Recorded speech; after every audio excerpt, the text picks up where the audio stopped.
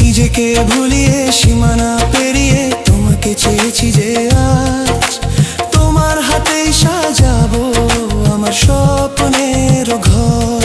আমি তোমার প্রেমে পড়ে দুনিয়া ভুলে গেছি।